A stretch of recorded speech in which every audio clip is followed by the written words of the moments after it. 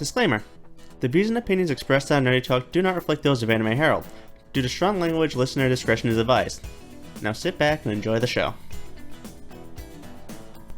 Good evening, ladies and gentlemen, boys and girls, fans of all ages. It's time for Nerdy Talk, the only podcast that's not dead, it's only sleeping. Upside down and inside out.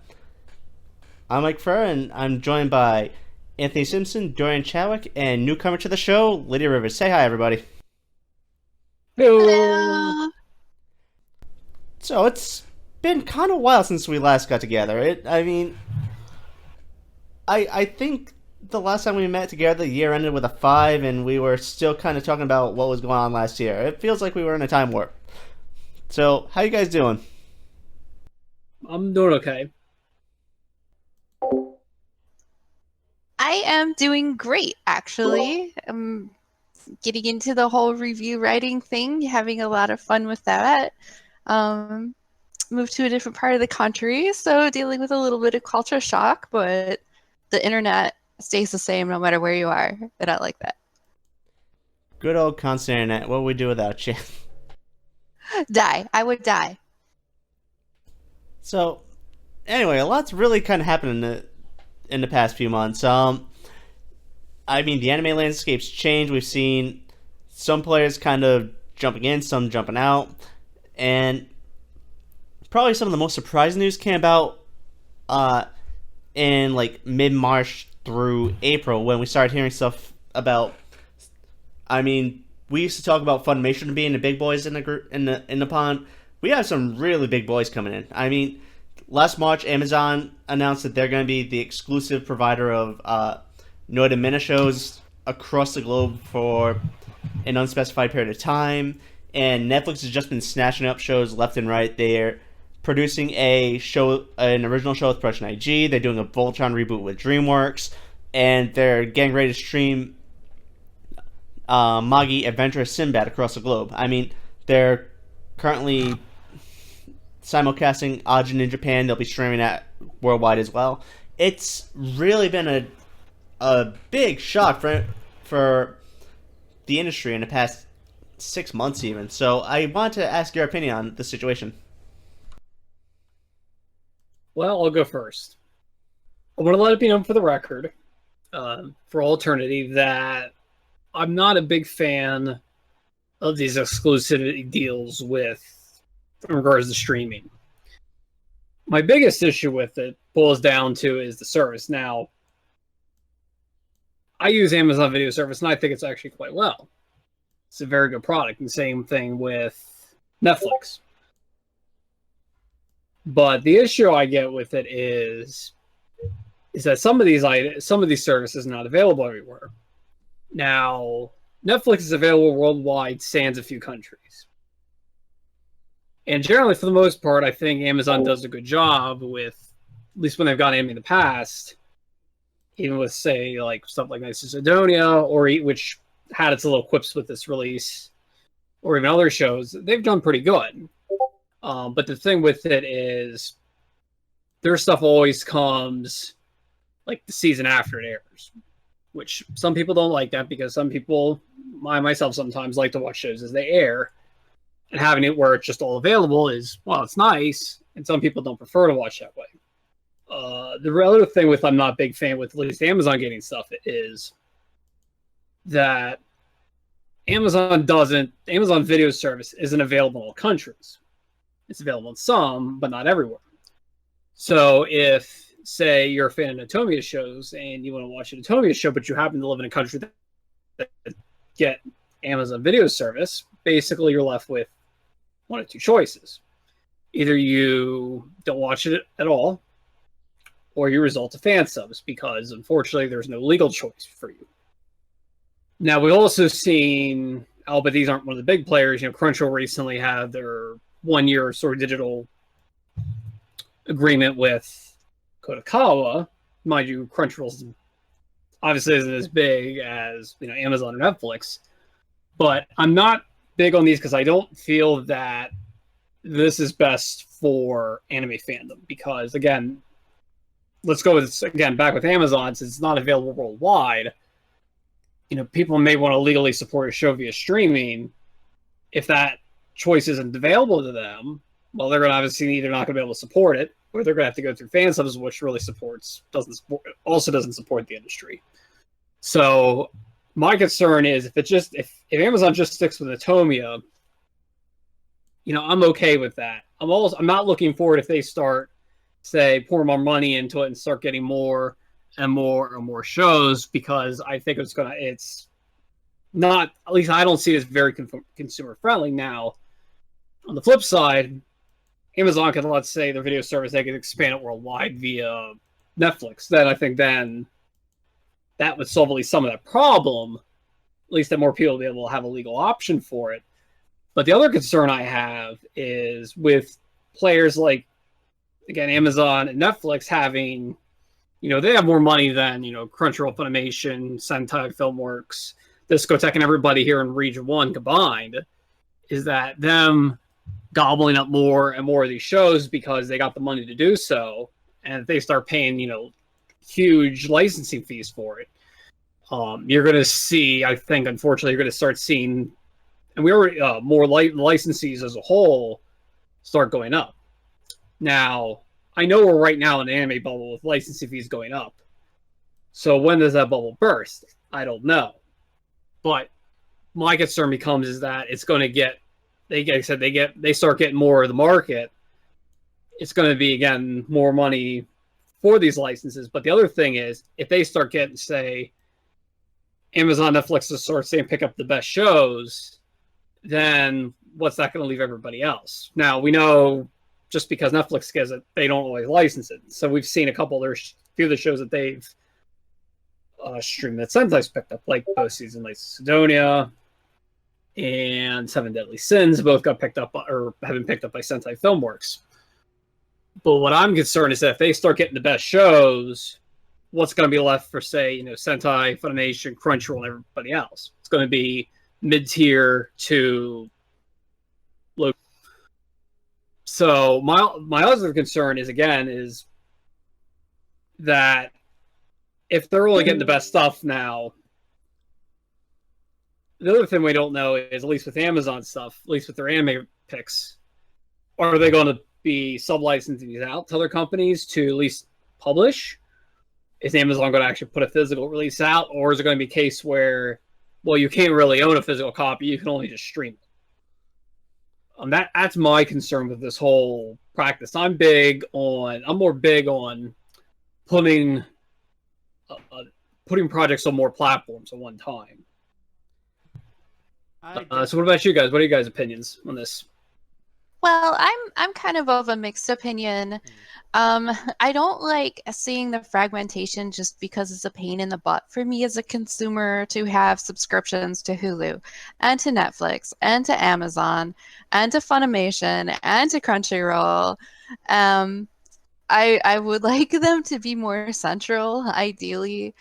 And it is a problem for worldwide fans if people do get exclusive licenses and they can't watch them legally.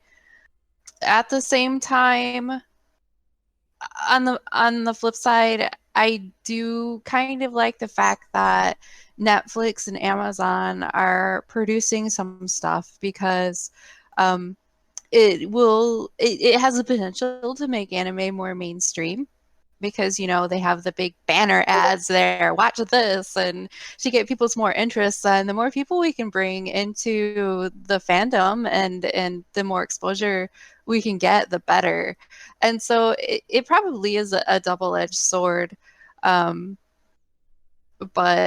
I think in all free market battles, there tend to be, a few big winners in the end. So hopefully things will settle down in the good side for everybody, as opposed to something that's a really giant pain in the butt like we have now, where you have to have 5 subscriptions just to see everything that you want to see. No, actually, one point I wanted to bring up was, when Mike mentioned it, was Netflix doing the co-pro with Production IG. I think another thing you might see, and not necessarily as a result of Amazon, Netflix getting into the market, is you might start seeing more companies on this. Might see Crunchyroll, Funimation, Sentai, and these other companies start doing more co-productions as a way to deal with the license costs. Because when at AX last year, when Funimation announced they were co-producing Dimension W, Lance Haskell, who used to work for Funimation but now he works for Right Stuff, said this on Twitter, and I'm going somewhat from memory here, so I don't have exactly everything he said in front of me, but it was basically something along the lines of, you're going to see more of these co-pros with Western companies doing these co-productions because it's cheaper than trying to license it, because the costs are rising very quickly. It's just going to be easier to say, okay, you know what, we're going to co-produce it. It's going to be cheaper for us than instead of licensing it out. Yeah, that was definitely an issue that we saw back in the previous bubble as well. I think that might not be a bad thing too, because you'll see more content and more people taking more risks, because outside of the traditional model, the traditional production model that we see now. I don't know. I feel like I blathered there for a second, if that made sense. I want to see change. I want to see change in the industry, and I think that it is, as the generations are starting to turn over, we are going to see some change, and this is probably one of those growing pains that will hopefully settle out well for everybody worldwide. I mean, possibly. I mean, like I said, we're in an anime bubble, so when it bursts, I don't know. I mean, it could burst this year, burst next year, it could burst several years down the road. I think if it does, it isn't going to be as bad as it was, the last one we had, which, we all know what happened. ADV went bye-bye. They rebranded themselves as Sentai Filmworks, Section 23. And then, you saw Central Park Media go by the wayside. I don't think it's going to be as bad, but I also do have to agree that I'm kind of curious to see how this changes the landscape. Mm-hmm. If we get away from the current, production committee model into something that's, probably in all honesty, a lot more sustainable. Because not that I'm upset with, say, current productions now, I just don't think at the moment that the anime industry at the moment is, I think, sustainable. At least, putting out all these shows, I just don't think that's going to be a sustainable thing, year in, year out, year in, year out. Eventually, I think what's going to happen is, and again, I don't know when, is that you're going to see probably less shows get made. No, I'm not going to say you're only going to see like 5 shows get made. You might have, say, maybe 20, or maybe a lot lower of a number instead of the crazy amount we have now, which you only have a few end up being really well, and others either just be stuff for the source, to improve the source material sales. So maybe the silver lining in this is that we might see this anime industry, that this model has been around still, at least since it started. At least I should say the model that Tezuka set up evolve into something where the anime industry is a lot more sustainable and a lot long run. I feel like, with streaming and digital content and stuff, that we have a bit more of a safety net than we did back when we had to pass around VHS tapes and stuff. Not only that, too. So that could be also the source of my optimism. Well, possibly. I mean, I see streaming going up. I mean, I was just listening to something the other night, or last night actually, which would be the 10th of this, May 10th as of this recording, which actually has nothing to do with anime, but it was actually about TV in general, about how a lot of at least here in the United States, because people aren't watching TV as they used to, they're cord cutting, how a lot of these companies aren't profitable anymore, or how a lot of these companies lost a huge chunk of their viewership. Like ABC, for example, had, and again, I'm going off just somewhat off of memory, so I don't have the exact numbers. Like, they still led in like the 18 to 34 market, the 35 market, but as a whole, their viewership was like massively down, like at least double-digit percentage, like maybe somewhere like 10 to 20% over the last few years. I mean, and you're also even seeing it too in other things like, ESPN just let a bunch of guys go because they realized, hey, we can't afford these guys with these multi-million-dollar contracts, which to some extent they're smart because they're sort of seeing the the writing on the wall and reacting instead of going, oh no, it's going to recover, and then when it hits them in the face, they're going to be like, oh, we didn't know this was going to happen.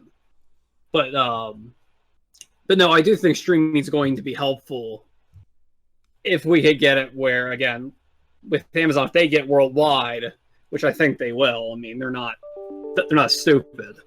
I think that would be beneficial, especially if they get worldwide, to getting more people to use streaming. Another thing also too isn't so much, at least with, and maybe with Amazon and Netflix will be able to help, and though we're already starting to see it now, and at least the Japan side, is the acceptance of streaming. Realize, oh, they're seeing, they're seeing the money from, not as much, but seeing the money from streaming, so they're at least seeing, hey, this is also a viable, income source for us. With these shows overseas, they're saying, oh, look, we're getting some money from streaming, so I think they're becoming more acceptance of streaming as a whole. And again, this might also be too with, getting newer people in the industry and then getting them, say higher up decisions within these production companies, and then having obviously a different, viewpoint of the people that came before them, where they're more acceptance of newer technologies instead of sticking to these old models that are, while they still work, they're kind of going the way of the dodo. We're gonna see a lot of these exclusives in the beginning. It just how it's going to be. You guys touched on it before. When these streamers co-produce with these shows, they normally get the exclusive rights to them, and it's just fair for them to have it because hey, they help produce the show, so you get the exclusive rights. But I was trying to hit on the point that the market, and this is like strictly free market based theory, that this is where the market will fix itself, because there's no way that you're going to have fans and consumers pay $5 just to subscribe to this channel, or $5 to subscribe here, and another $10 or $12 to subscribe here just to get all the shows they want to watch. It's just not going to happen. I mean, so what's going to happen is that they're going to come up with a package deal so that everyone can get what they want. It's going to be inexpensive. It's not going to be like cable, package deal that we have with cable right now. It's going to be something similar. It's going to be different though.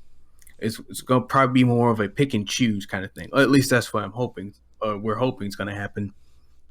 The second thing is that this may not be such a bad thing, because if these companies help co-produce these shows, if I think one of them is going to have the sense right to go like, hey, we can make extra money off this title if we license it out, if we let other people hold on to the license. Since we're co-producing, we have a stake in this.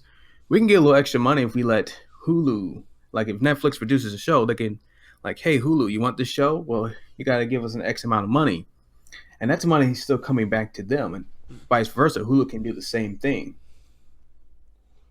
Yeah. So, on the note of co-productions, I mean, honestly, that's definitely not unheard of. In the later days of the anime bubble, back when we still had Gedeon, ADV Films, back before everything just went kerplody, co-productions were actually getting fairly common. Gedeon had quite a few co-productions in the works, and ADV was known to have been funding some projects themselves.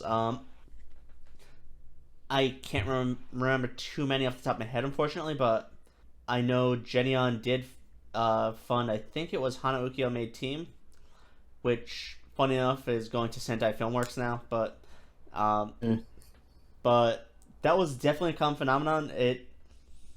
And personally, though, I don't see a package deal arising, just because at this point there's no incentive for the players to do so.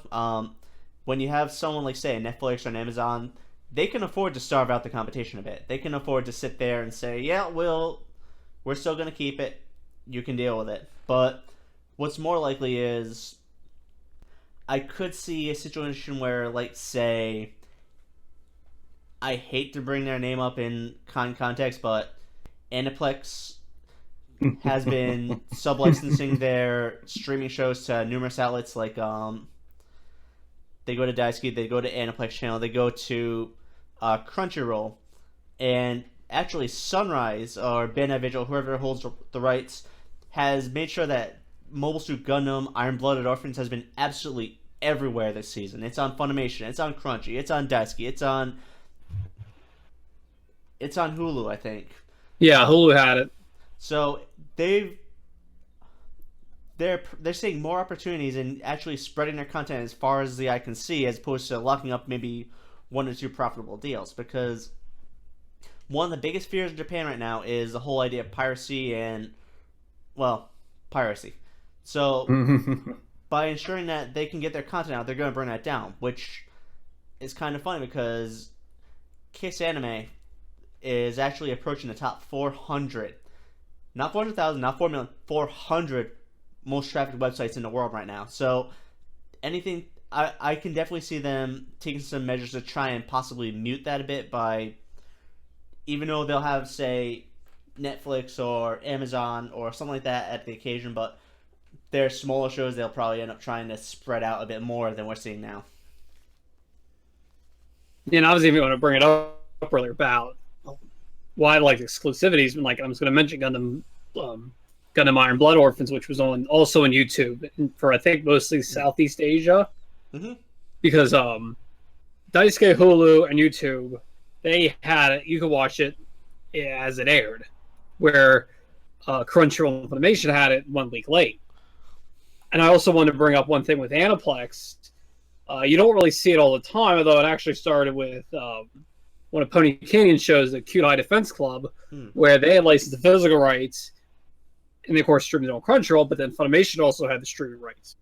And you're now starting to see that, you're also starting to see that a bit with some of Aniplex's titles. Mm-hmm.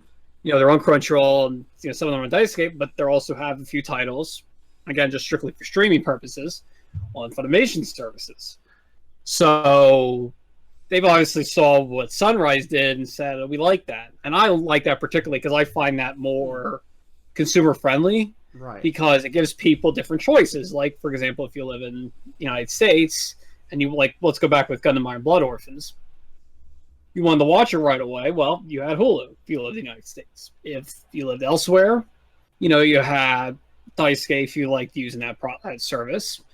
And if you lived in Southeast Asia, I think that's primarily where it was. It might have been a few other places, but you could watch it on YouTube. And then if you didn't necessarily need to watch it right away, then again, you had Crunchyroll services and you had Funimation services to watch it on. So I'm more big on, like I said, the exclusivity. Now, again, I don't know numbers-wise how that did for them.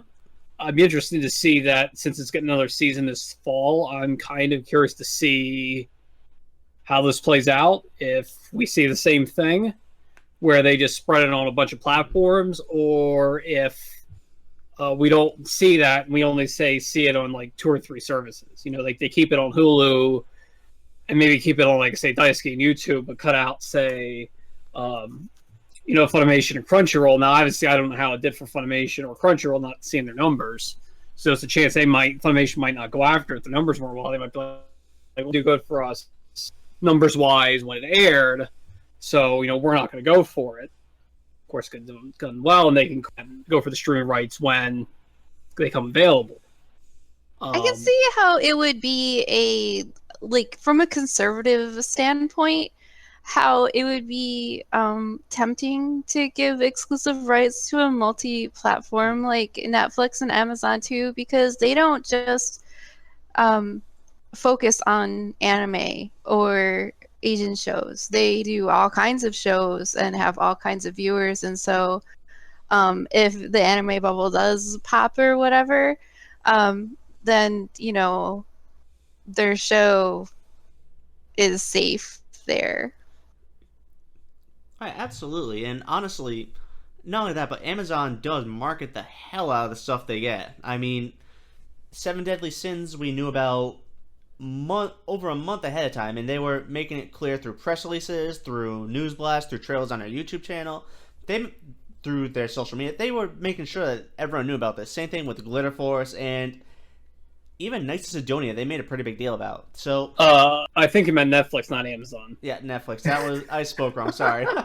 But Amazon promotes shows too, though. You know what I was getting at.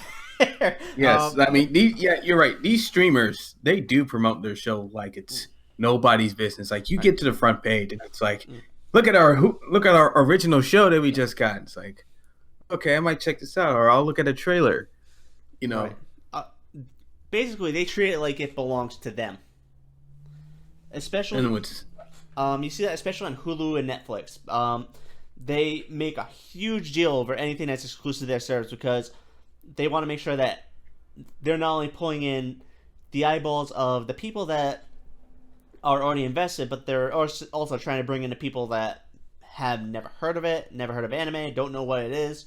So they have a vested interest in making sure that market grows so they can make their investment worthwhile. Whereas, say, a Crunchyroll, Funimation, while they do promote pretty heavily, I mean, honestly, the best endorsement you can get is through, say, the Toonami block, which Funimation sewed up with Dimension W recently. But at the same time, there's always this expectation, like, this is an anime show, it's going to go to anime fans, for anime fans, it's never going to really get further than that unless it's a real breakout product. Unless it's something like, say, a Full Metal Alchemist, a Cowboy Bebop, a Samurai Champloo, a Sword Art, something that's going to really grab the greater market with both hands, force them to look and say, watch this, you son of a bitch, watch this.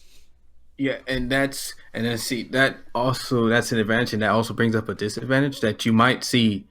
You just hit on it, that you might see Netflix and Hulu and Amazon really try to go after more of the breakout shows. It shows that, like, okay, this might be the show that'll do well with all kinds of audiences and bring in new viewers. So let's concentrate on those shows. Let's forget about the niche shows.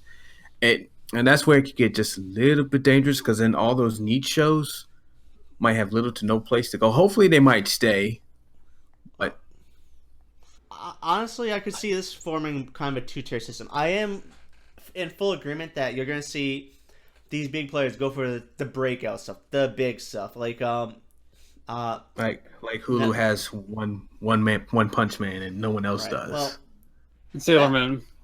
Well, yeah, those are actually Viz Media. That's a fun little story in itself, mostly due to the content distribution agreements they have with Hulu. But I mean, that's another story for another day. I don't know of any shows that Hulu is aggressively pursuing themselves, but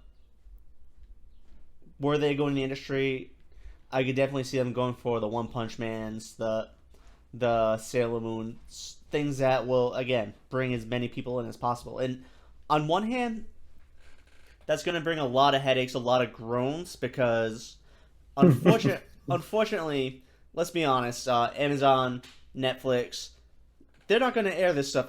They're not going to run this stuff outside Japan as a simulcast. You're going to get it as a binge-watchable bunch of crap once it comes in. mm-hmm. Yeah. For better or worse. But at the same time, it's going to ensure that this is a show that will get seen, it will get watched, and it's going to foster an audience that will not necessarily be part of that core market. They're reaching out to a blue ocean of people that may or may not have watched much anime in the past. And on top of that, they're also a company that, when they release stuff on DVD, on Blu-ray, they're not going to charge $75 for 4 episodes. They're going to make sure they're going to put out a reasonably priced box set like they did with House of Cards, Orange is the New Black, Hemlock Grove, Marco Polo. They make sure that this stuff is not only watchable but obtainable by the masses. So they're really, I'd say you could do worse with a gatekeeper not a gatekeeper, but as a steward of mainstream friendly shows, just because they'll do it right. They'll make sure that this gets to places where people can get invested into it. Mm-hmm. I almost forgot they do release DVDs too, and that gives them another avenue to hit a market. Even if you don't have Netflix, it's like, boom, here's this anime you might be interested in on DVD or Blu-ray. Boom. Dang, I forgot all about that. Yeah, and even better, they actually sublicense their DVDs to, I think it's Sentai Filmworks that does it. Yeah, they've gotten 3, I think, of the shows they've licensed. Both seasons of Knights of Sidonia and Seven Deadly Sins. Yeah. So far, I'm not other than whatever that CG one from last season. I don't So know. I don't think anyone's licensed that yet outside of them. right. So And the new one that they have now, possibly. Actually, one thing I wanted to bring up when you guys were mentioning about their stuff being on the front page, Funimation has sort of been doing that this season with My Hero Academia. oh yeah. You know, it's the first thing you log into their website, boom, it's there. Oh god. I was surprised. I thought that would have ended up on Toonami myself, but that's I'm like, I'm not watching it. But to me, I'd see that and that just screams, this would fit Toonami perfectly. That will probably be the next round of shows, because at this point that is like the breakout this season. It's a huge show both among anime fans and in Japan in general. I mean, and on top of that, it's got subject matter that relates to people, again, that don't necessarily watch anime. It's a show about superheroes and training. I mean, it's a perfect gateway show if it keeps up with the pace it's been going. Yeah, I'm not watching it because I don't like superhero stuff. Another one I wanted to actually mention was within that was how they have, like, this is one where even I'm not kind of crazy about some of the exclusivity, is that, you know, they have the international rights, albeit only Funimation's available in US, Canada, and recently expanded to the UK and Ireland. But, you know, then they also have merchandise rights for it, which seemed odd that they'd get all that. So, because usually you don't hear them say they get merchandise rights. Mm. Especially the fact that they also got it so early and that they're promoting the shit out of it.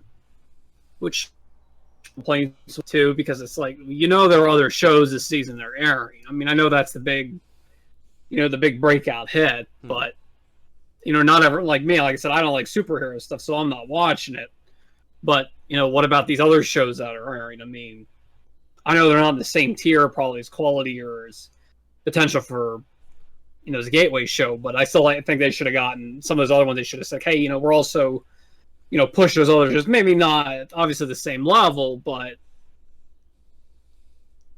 you know, not just be like, this is the one big show. It's like, okay, that's great, but you have 9 other shows that you're streaming this season. You know, why not also, you know, show some love for those? You know, why not push some of those shows too?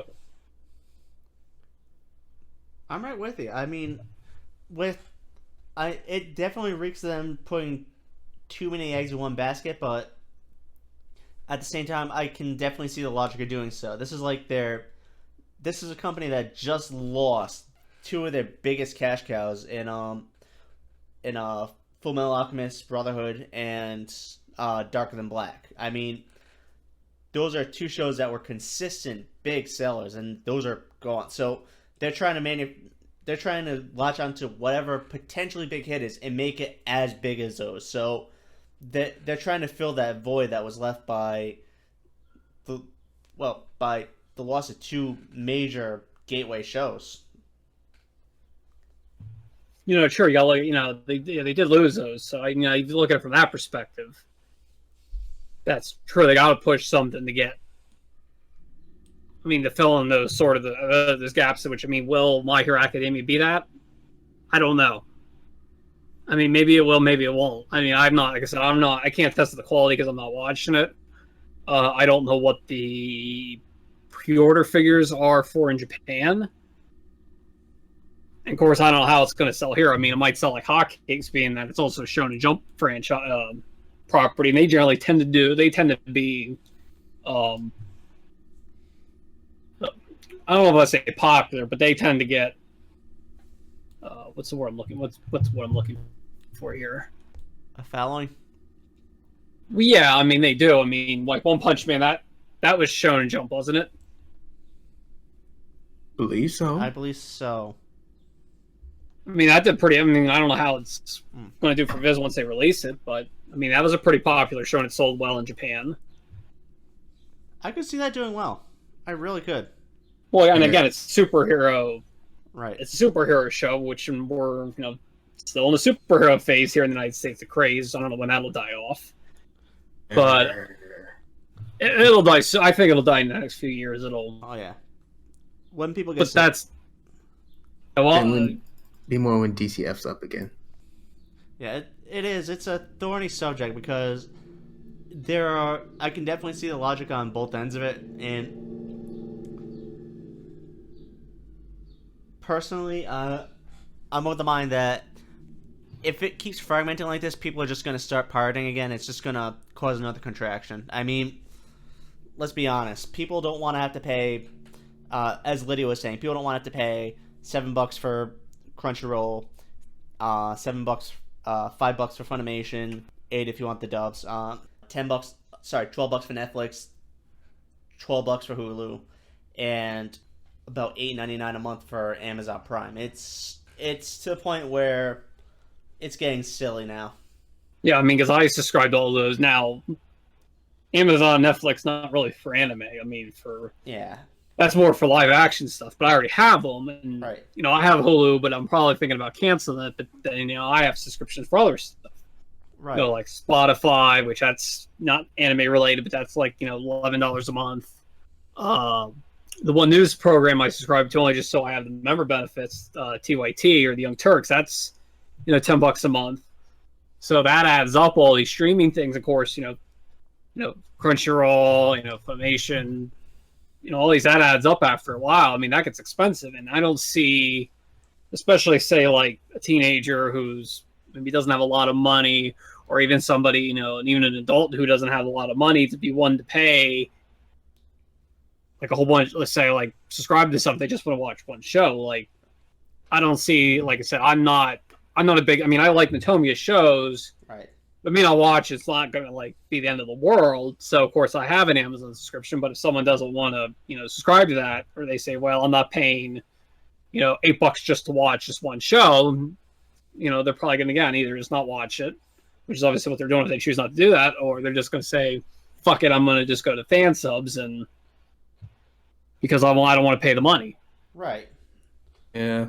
And it's going to come down to two things. You've either A,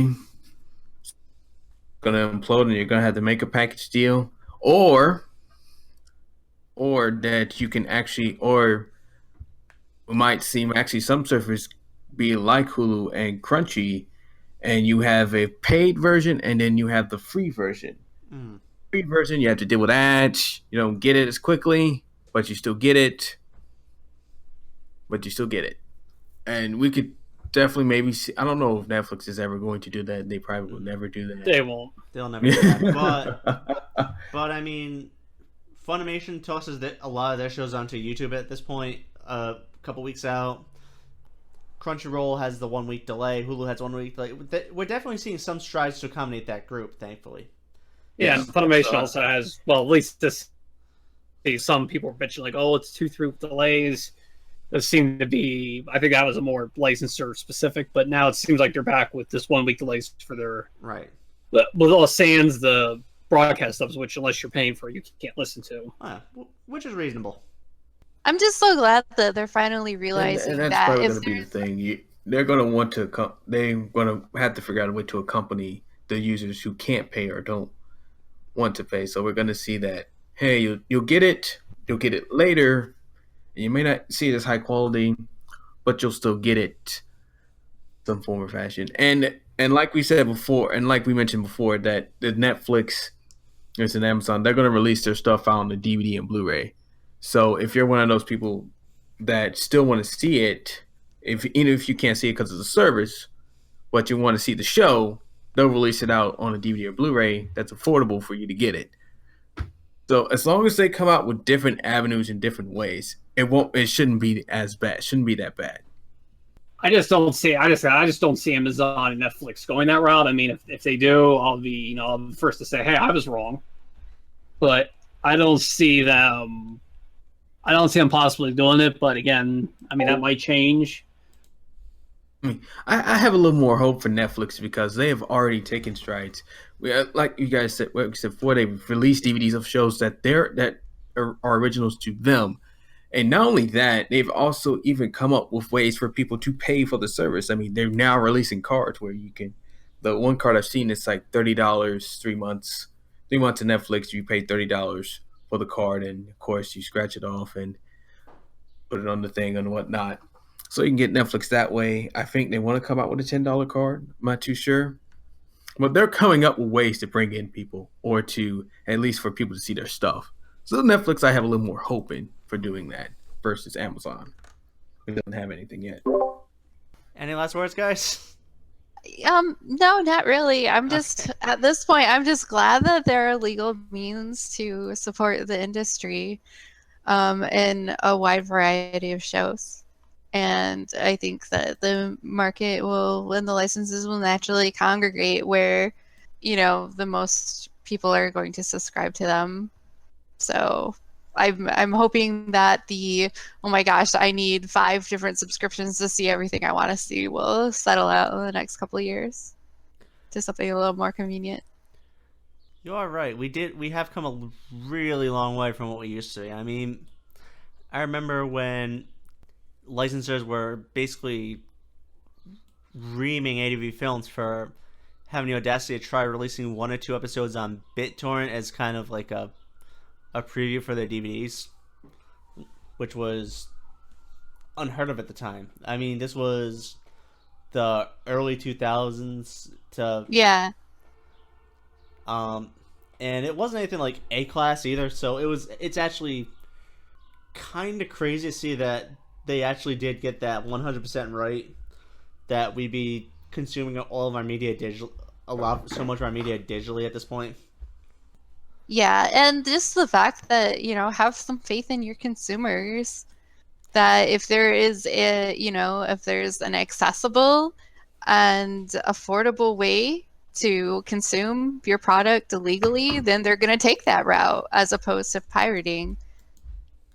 So Yeah, it's I'd nice. rather deal with stuff in HD without any viruses versus having to risk a virus attack just so I don't have to pay $8. And all the adware and cookies and the crappy quality. Yeah, you never know when the sound is going to go. Oh yeah. Yeah. Yeah. The FBI knocking on your door like, hey, oh, you downloaded so-and-so. What? I didn't know such thing. You'll have that guy from the "Don't Copy That" floppy ads at your door. I forgot that guy. I forgot he's... He'll be there to bust some kneecaps, Yes. along with a couple of guys from the MPAA. While we're talking about digital stuff, there does arise a question though. What happens when you can no longer get to these shows through a digital format? I mean, just last week, as of this recording, Hulu delisted pretty much the entire Media Blasters anime library. I mean, granted, that's not much nowadays, but it's still 12, 13 titles that are completely gone from that service and unlikely to ever come back. I mean, licenses expire, streaming agreements do fade away, so that definitely presents kind of conundrum. Well, Yeah. some of the titles that those Media Blaster titles that disappeared from Hulu are available on Crunchyroll. Not all of them, most of them. So not all is lost. I mean, you still have at least a better option to look at them on if you want to see them. But that does bring up a conundrum. Like, let's say again, going back to Amazon. Let's say they don't sub-license these things out, these shows out. Let's say they don't really stream, but let's say a year or two, their deal with Tommy falls apart, and the stuff stays in limbo. Well, again, you're probably gonna have to pirate stuff, or you just don't watch it. If Well, this nobody is picks up where- a license. This is where them giving us the option to purchase it either digitally or in physical media comes into play. It's really important. If they want to avoid piracy and somebody knows that they're going to want to watch this over and over again, and they find out that it's going to be delisted, we would really like the ability to buy it so that we can watch it over and over again after it's delisted. If they don't Yes. give us that opportunity, then you're going to see more piracy probably. Oh yeah, I mean, just look at Macross Delta. I mean, Yeah. that'll never come out in the West due to the whole batshit loco licensing games that are going on with Harmony Gold and Tatsunoko production. Yeah, that's crazy.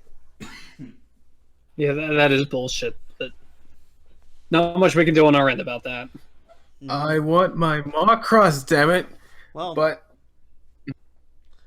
the only thing we can do is what we've been doing for the past 10 years and just hoisting the flag and setting the sails loose. Give it to us. Give it to us. But it does raise an interesting. I remember what was it like 2 months ago, Full Metal Alchemist just got removed. Mm-hmm. That kind of scared some of us. I know it scared me because I went out and brought Brotherhood immediately. It's like, no, don't you take it away from me. I mean, it's still on Netflix, but who knows for how long. I mean, it's... I did too. Yeah.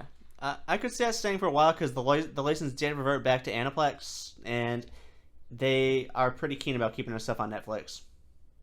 Well, that's a good sign. Well, I still got it in the house. So I did too. I did it too when it was on the Gold Box deal last month. I saw that. I'm like, I gotta buy that because I said it's probably the last chance I'm gonna have to get this for a reasonable price. Yeah. Oh yeah, okay. Because we know how Aniplex does, and that's the big. I don't forget any other. We've harped on Aniplex a lot because we know no other anime company will do that to us. At least we hope not. Pony can. Pony can. Well, Ponycan doesn't even have approaching the quality of anime that Aniplex does, so we just kind of laugh at them. Yeah, they got Sound Euphonium, which I will be very sad when it sells well because it'll vindicate their model. But otherwise, yeah, they got Danky Guy. Oh man, fuck Danky Guy. But anyway, we won't go into that today.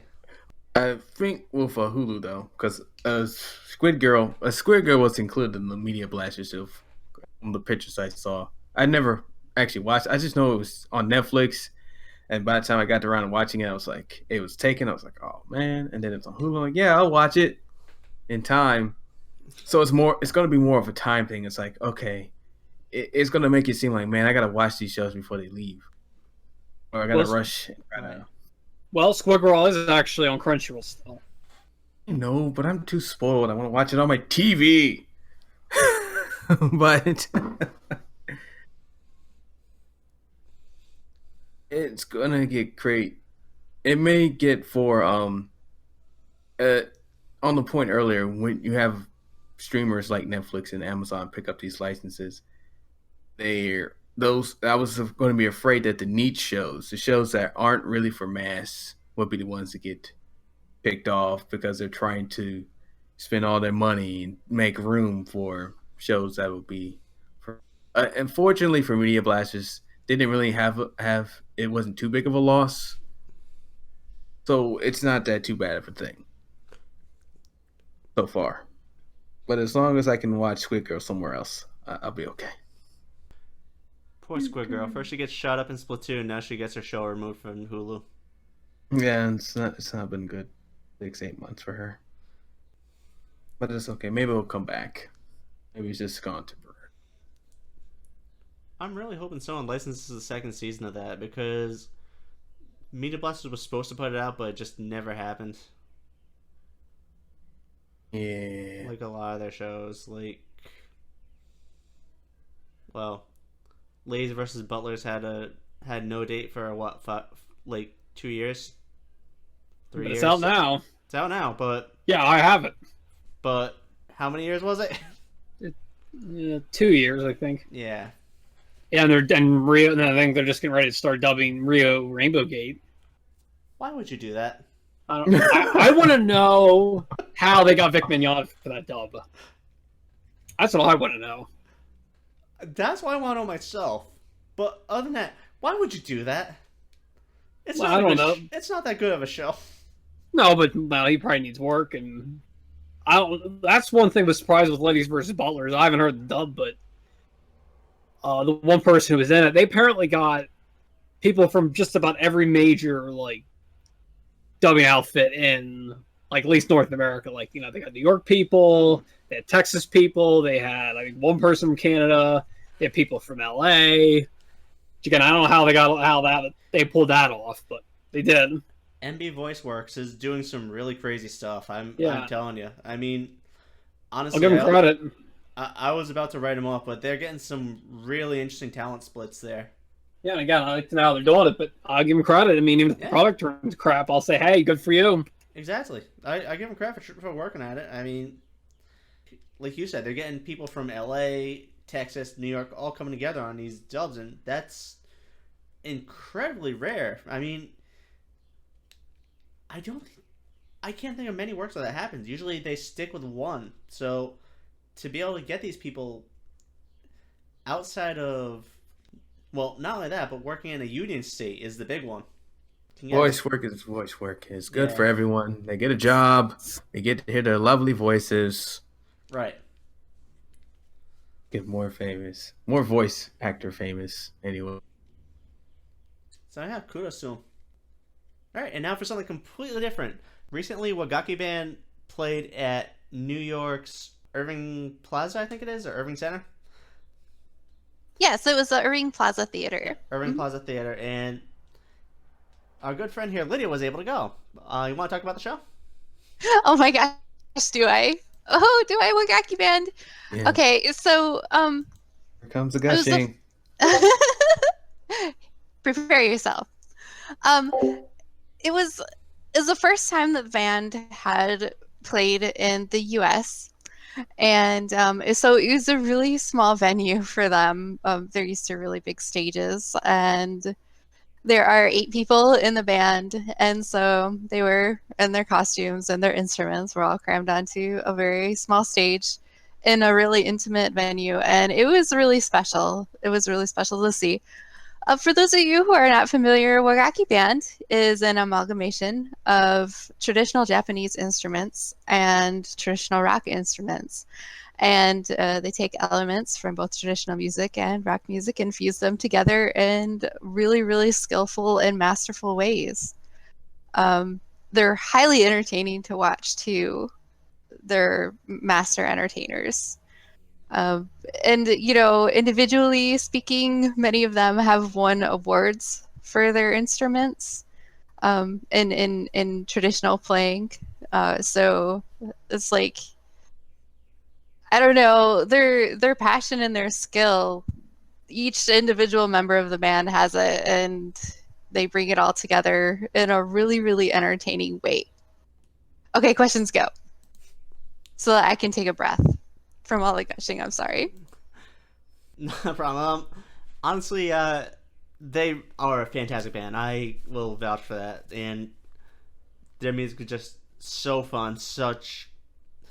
Their music is just great. It's a wonderful audio experience. And from what I've seen in I've never seen them live.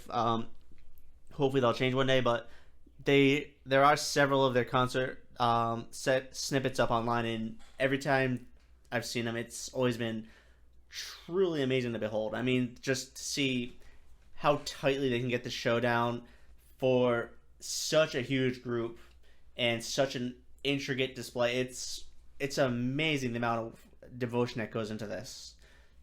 It's true. And one thing that I was actually really surprised by was the fact that they performed live very similarly to how they did in their YouTube promotional videos. So that is how skilled they are visually, as well as with their playing. They're just all around excellent performers. That's impressive. That Yeah. is impressive. It was really. I was actually kind of shocked because, you know, normally you don't see that kind of professionalism except from really veteran bands. At least I haven't. Normally you see some kind of hiccup or stiffness or, you know, it's difficult to explain, but they were definitely very well rehearsed, and not in a cookie cutter way. They were very lively and well rehearsed. It was good. It was really good. That is awesome. I'm officially jealous. Yes, we're all angry at you. Okay, that's fine. It's totally worth it. I'll take your anger. Mm-hmm. Oh, did anyone do a solo, by the way? Oh my god. Okay, are you ready for more gushing? Everybody did a solo. Everybody got a solo here because everybody's amazing. And they wanted to showcase the traditional instruments. My favorites were the shakuhachi. Daisuke Kaminaga plays that instrument, and he has the control to dance and jump around and maintain even notes on a wind instrument, which is crazy.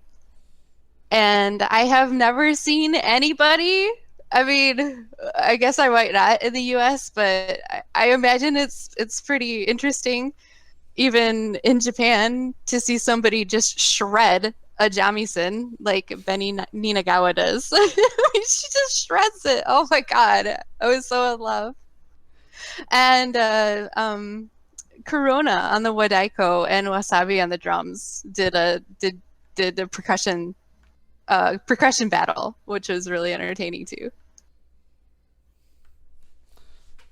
A percussion battle, you say? Yes, it was good. The audience particularly loved that one because that one was really interactive.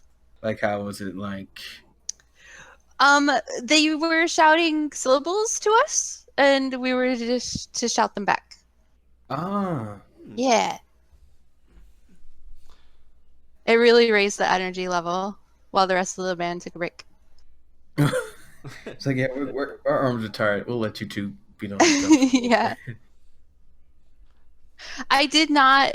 One thing, because of where I was sitting, I didn't get to see the koto, so I didn't get to see any koto playing. Oh. Sad. Yeah, it was a really small, narrow stage. A lot different from what they're used to playing in Japan, I'm sure.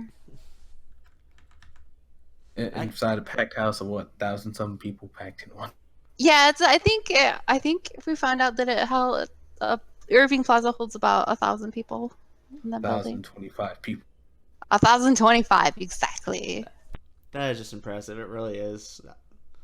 As what Mike has said, like, if you can catch a Japanese act in America, do it. Oh god, yeah. This is actually the first one that I've seen live,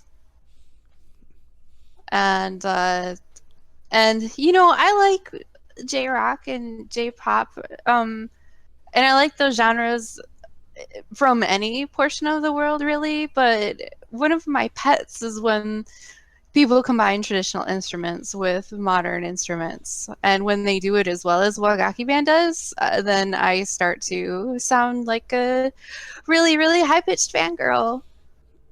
Also, they're just really beautiful people. Oh my god! So I don't know. They're really fun to listen to and really fun to look at. It was just entertainment. He's very really good entertainment. Yes. Very entertained. There's stars in my eyes. Got the whole big-eyed thing going on here, guys, with a bubble background behind her when she talks about them. Yes. And maybe a rainbow. I don't know. I think that's always there, though. It's going to be there until Senpai notices you. And then I'll just faint and everything will go black. Whatever. And she'll turn white and she'll have blue squiggly lines here. What happened? She fangirled out. She passed out from all the fangirl. Senpai noticed her. Yeah. No. Then see, I would go full American, and then there would just be an animation of my head exploding. Just a poof. Just poof. It's gone. Oh man. Okay, I think I'm done. Kind of. I don't know. Unless you get me started again. All right. Yeah, I'm gonna echo what Dorian said, and what both of you guys said. If anyone gets a chance to go see a Japanese act, do it. I've been very lucky. I've gotten to see some Class A acts myself. I got to see Nanoripe, Jam Project, Masami Okui. Solo was really cool. But while their music is great in recording, there's nothing that really captures that energy of actually being there in the audience, being there to actually soak in that atmosphere. I mean, I didn't think I'd enjoy a Haruka Momoe show, but honestly, I was right there in front with the glow sticks, and yeah, it's one of those things that it can definitely pull you into the moment. Do it. Do it when you can. Go see a live Japanese show if you get the chance. You will not regret it. Ooh. Now, if only Utada Hikata or what's those boys' names? Just so I can see the bands. They sing that song at the end of Blue Exorcist, the first outro. I want to see those boys live. But I want Utada Hikata though. I want to see her. I would love to see Lark NCL. I do recommend seeing the Pillows, by the way. The Pillows was amazing. They seem like they'd be awesome. The Pillows was freaking amazing. They were at Anime Boston one year, and I actually, yeah, I can't recommend it highly enough. If you get a chance, see the Pillows. Anyway. Okay. Hear that, Mike? Hear that, people? Go see the Pillows. Not the ones in the mattress store, but the band. I kind of want to see Kisho Taniyama's band Grand Rodeo. That'd be fun. That could be fun. His voice acting roles are always like these, shoujo really smooth kind of ones, but he's kind of a rocker in his band, so I like the dichotomy. And he's got a really good voice. He does. You can find a way to see Hyde. Just do it. If Hyde comes into town, just drop everything. Drop work. Just drop everything. Go see Hyde. All right, everyone. That's our show. Thanks for joining us. And I'd like to leave you with the parting words of a couple of famous people when they said, "Stay fresh." This is Mike Ferrer signing off. This is Anthony Simpson, and I want to remind everybody that plumbers don't wear ties. This is Dorian Chadwick reminding you to feed your local squid girl. It's good luck.